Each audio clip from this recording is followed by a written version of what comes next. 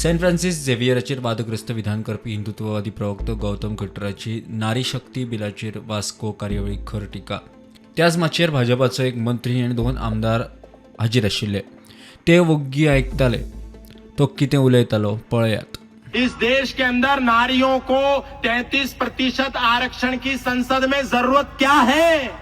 रानी अहिल्याबाई होलकर, जिसके पति का देहांत हो गया, जिसके पिता का देहांत हो गया, जिसके पुत्र का देहांत हो गया, उसके बाद उसने अकेले अपने दम पर उत्तर से लेकर के दक्षिण तक, पूर्व से लेकर के पश्चिम तक, कश्मीर से कन्याकुमारी तक, कच्छ से कच्छार तक, रामेश्वर से केदारनाथ बद्रीनाथ तक मंदिरों का पुनर्निर्माण किया। कौन सा आरक्षण था देवी अहिल्याबाई होलकर के पास? रानी झांसी लक्ष्मीबाई के पास कौन सा आरक्षण था? आरक्षण था क्या इनको?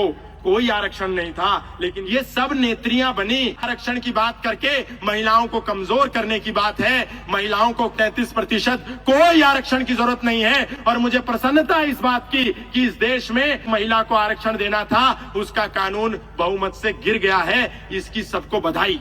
कोई जरूरत नहीं है महिला को आरक्षण की। जितनी नारियां इस देश की संसद में हैं, लोकसभा के अंदर 74 नारियां हैं, राज्यसभा के अंदर 24 नारियां हैं, लेकिन जितनी नारियां हैं पहले उनसे तो सवाल कीजिए कि नारियों, हमने तुमको संसद में भेजा। इस देश की लोकसभा के अंदर 74 नारियां हैं, लेकिन एक नारी संसद में खड़े होकर के उसके देश की बच्ची लव जिहाद का शिकार हो जाती है। एक महिला सांसद सवाल नहीं उठाती सदन में। प्रतिदिन हजारों बच्चियां गायब हो जाती हैं किडनैप होकर के। एक महिला सांसद सदन में खड़े होकर के प्रश्न नहीं करती। प्रतिदिन इस देश के अंदर नारियों का अपमान, नारियों पर अत्याचार, नारियों के साथ दुराचार, व्यभिचार, अनाचार इस देश के अंदर प्रतिदिन होता है, बलात्कार होता है। एक महिला सांसद खड़े होकर के सदन में अपनी आवाज नहीं उठाती। तो ऐसे में क्या आवश्यकता है 33% नारियों को आरक्षण देने की?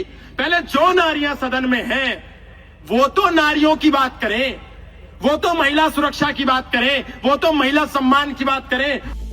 Bureau report prudent.